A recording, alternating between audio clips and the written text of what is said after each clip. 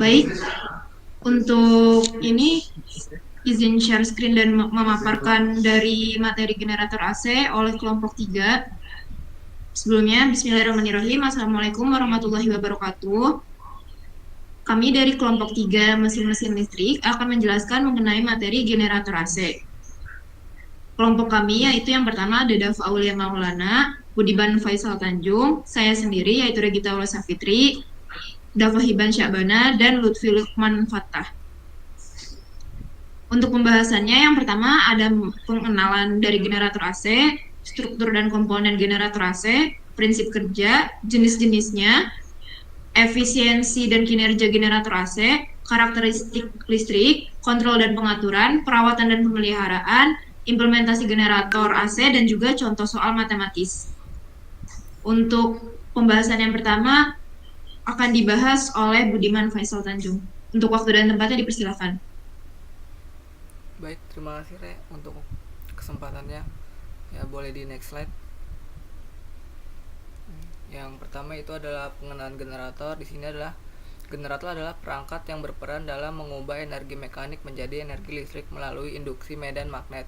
Prinsip dasar dari generator arus bolak-balik didasarkan pada hukum Faraday yang menyatakan bahwa jika seutas pengantar berada dalam medan magnet yang berubah-ubah, maka akan dihasilkan gaya gerak listrik dalam pengantar tersebut.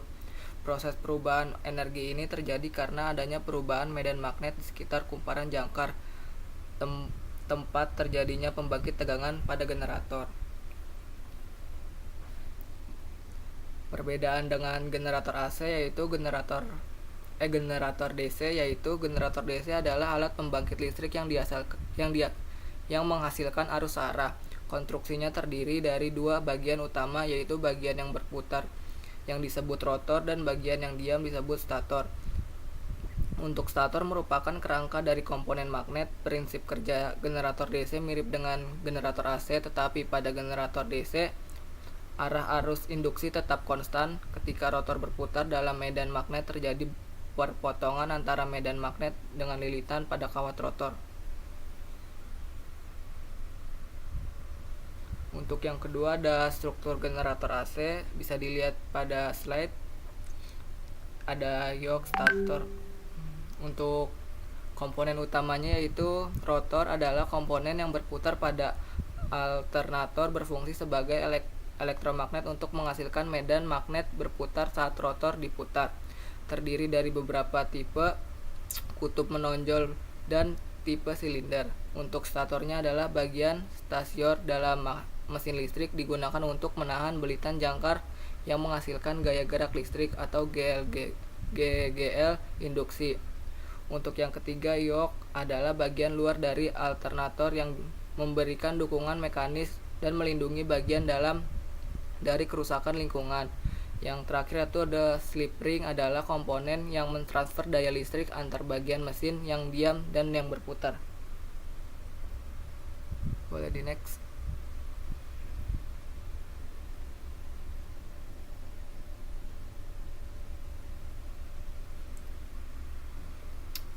Selanjutnya akan dilanjutkan oleh rekan saya. Oke, yang selanjutnya adalah yang ketiga ada prinsip kerja dari generator AC. Prinsip dasar generator arus bolak-balik didasarkan pada hukum Faraday yang menyatakan bahwa jika sebuah penghantar berada dalam medan magnet yang berubah-ubah, maka akan terjadi induksi gaya gerak listrik pada penghantar tersebut. Jumlah kutub pada generator arus bolak-balik tergantung pada kecepatan putaran rotor dan frekuensi dari gaya gerak listrik yang dihasilkan. Hubungan ini dapat dijelaskan melalui suatu persamaan yang ada di bawah, F sama dengan P dikali N per 120, di mana F itu adalah frekuensi dari tegangan Hz, P-nya itu adalah jumlah kutub pada rotor, dan N-nya adalah kecepatan dari rotor. Nah, hukum Lenz, pada generator terjadi induksi elektromagnetik yang mengikuti prinsip-prinsip hukum Faraday dan hukum Lenz. Persamaannya itu ada di bawah, E sama dengan min N D theta per dt. Hukum Lenz menjelaskan bahwa arus induksi akan menghasilkan medan magnet yang berlawanan dengan perubahan flux magnetik yang menyebabkan arus induksi tersebut. Nah, yang di sebelahnya itu ada gambar dari prinsip dari hukum Lenz. Boleh di next. Yang selanjutnya ada jenis dari generator AC. Yang pertama ada generator sinkron, di mana generator sinkron menghasilkan tegangan output berupa arus bolak-balik AC. Disebut sinkron karena jumlah putaran rotor sama dengan jumlah putaran medan magnet pada stator. Generator sinkron dapat diklasifikasikan berdasarkan bentuk rotornya menjadi dua jenis, yaitu generator turbo atau generator dengan rotor silinder, dan generator kutub menonjol atau salient pole generator. Nah, struktur generatornya itu ada rotor yang sebagai bagian mesin yang berputar berbentuk silinder. Yang kedua, stator, bagian mesin yang diam juga berbentuk silinder. Yang ketiga, ada slot, celah udara, ruang antara stator dan rotor. Nah, yang kedua itu ada generator induksi. Generator induksi adalah mesin induksi yang berfungsi sebagai generator sehingga memiliki persamaan dan konstruksi yang serupa dengan motor induksi. Jika kecepatan rotor NR lebih besar daripada kecepatan sinkron NS, dengan NR adalah bagian rotor dan NS adalah kecepatan sinkron, bagian rotor, bagian mesin yang berputar berbentuk silinder. Hitungan daya pada motor induksi satu fasa dapat dilakukan menggunakan persamaan P sama dengan V dikali L. Salah satu keuntungan utama dari generator induksi adalah kesederhanaannya. Generator induksi tidak memerlukan sirkuit medan terpisah dan tidak harus diputar pada kecepatan tetap secara terus-menerus.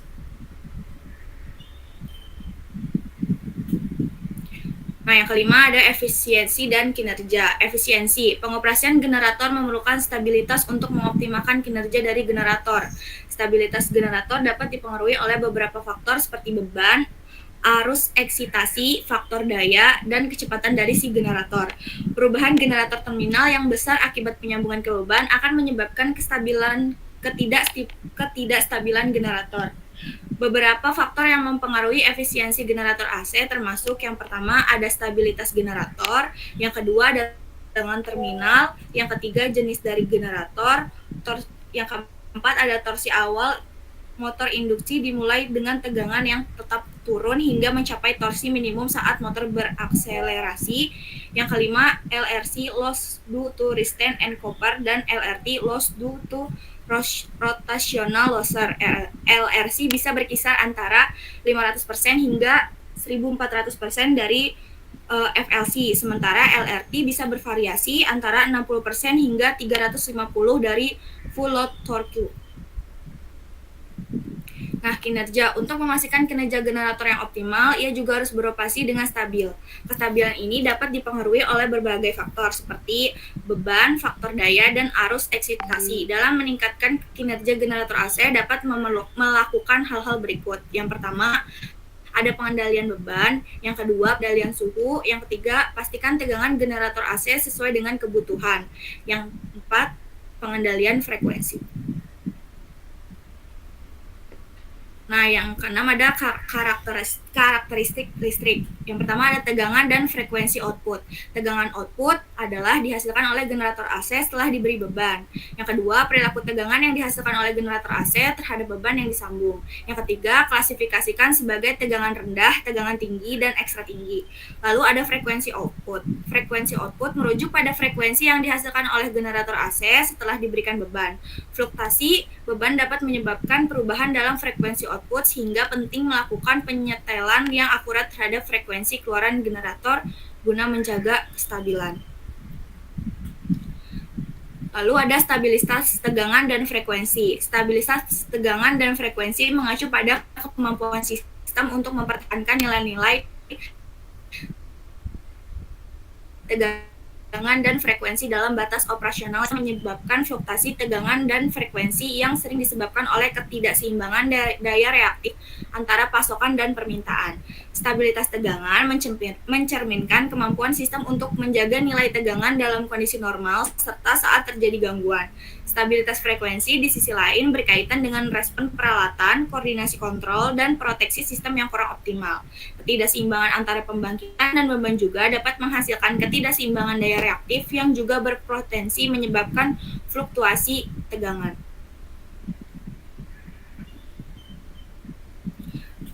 Mungkin yang selanjutnya bisa dilanjutkan oleh rekan saya.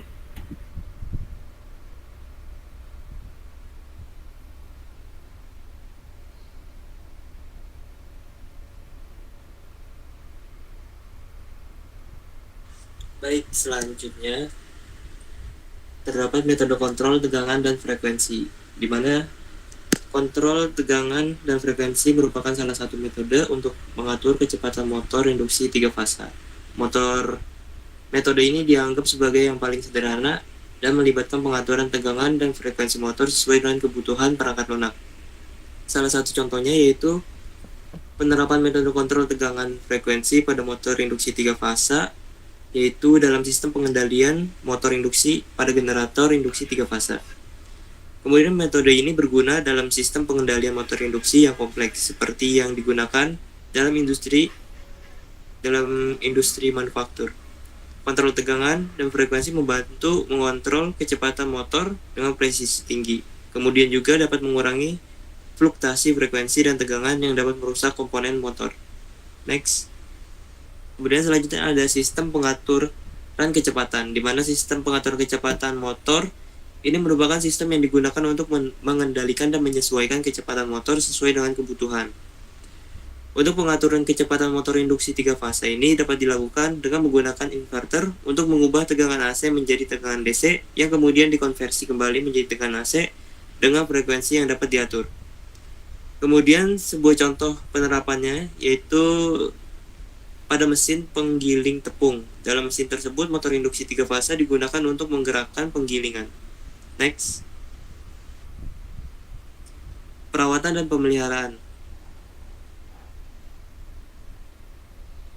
Nah, di sini terdapat langkah-langkah perawatan rutin untuk menjaga kinerja generator AC, di mana pertama harus dapat menyimpan di tempat kering, yaitu di mana generator AC ini dapat ditempatkan di tempat yang kering dan bebas kelembapan untuk mencegah karat dan kerusakan. Lalu yang kedua, membersihkan debu, kotoran, minyak, dan air yang menempel pada generator AC secara teratur, terutama pada bagian radiator, untuk menjaga kinerja optimal. Lalu yang ketiga, periksa bagian bahan bakar generator AC secara berkala untuk memastikan kinerja optimal. Yang keempat, periksa kabel-kabel instrumen generator AC secara berkala untuk memastikan kinerja optimal. Dan yang terakhir, memeriksa aki generator secara berkala untuk memastikan kinerja optimal juga.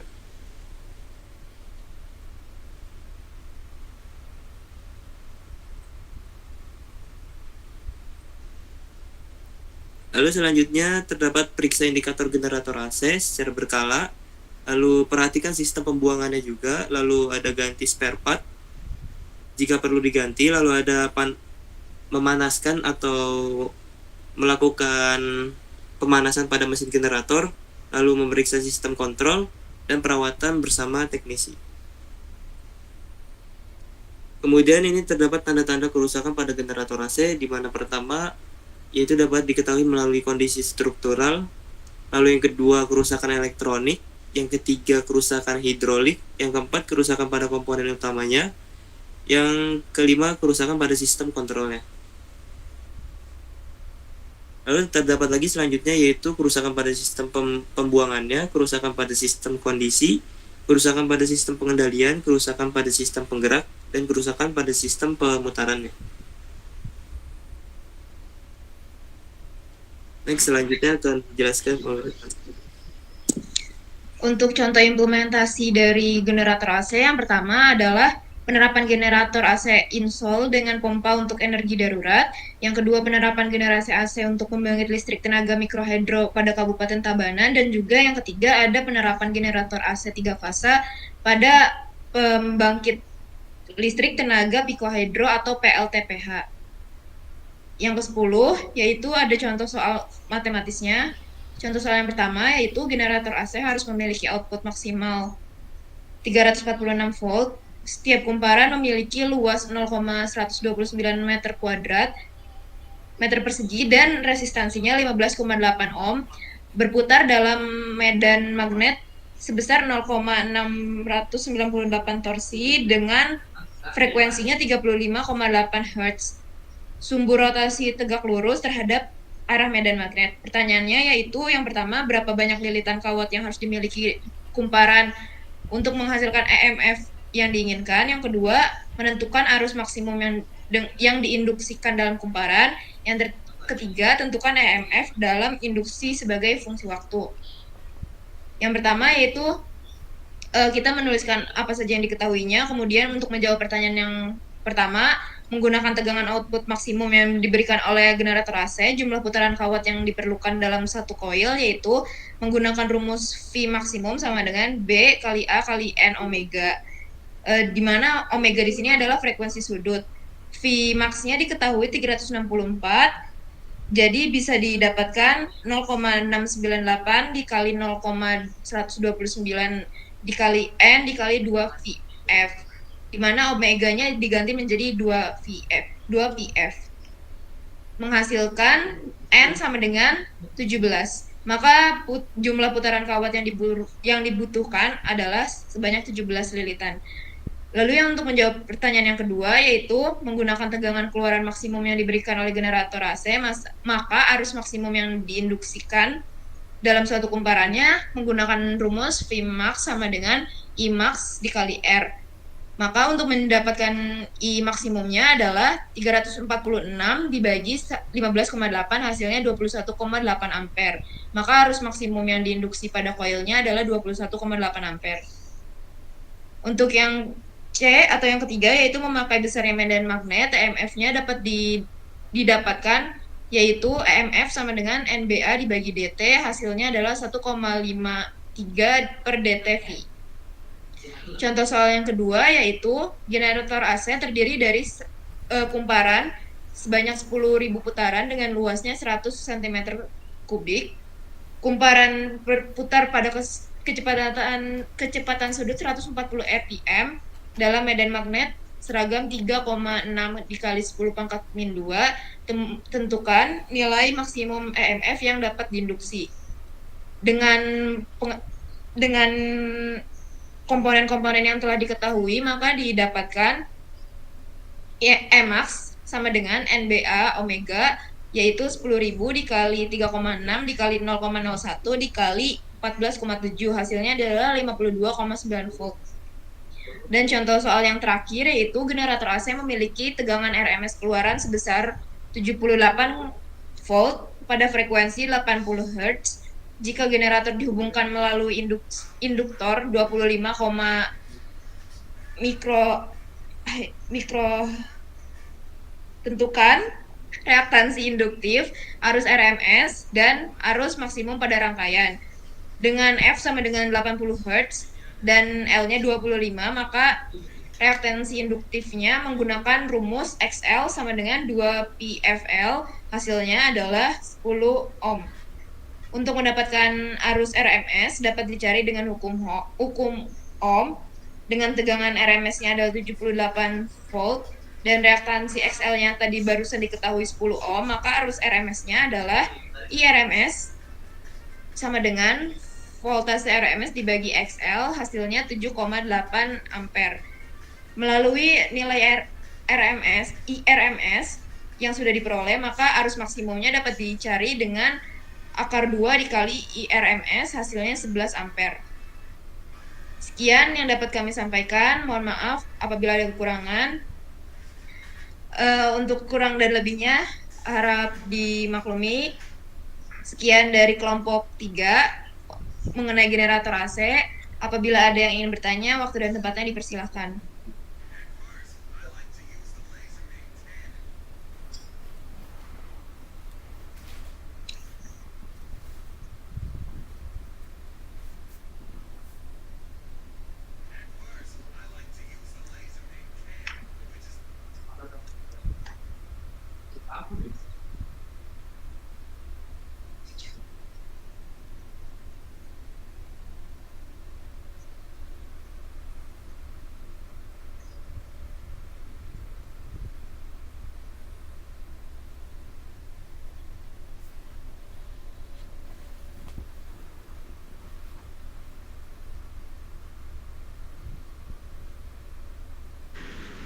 Baik, apabila sudah tidak ada yang ingin bertanya, saya akhiri untuk presentasi kelompok 3 mengenai generator AC. Terima kasih atas perhatiannya. Wassalamualaikum warahmatullahi wabarakatuh.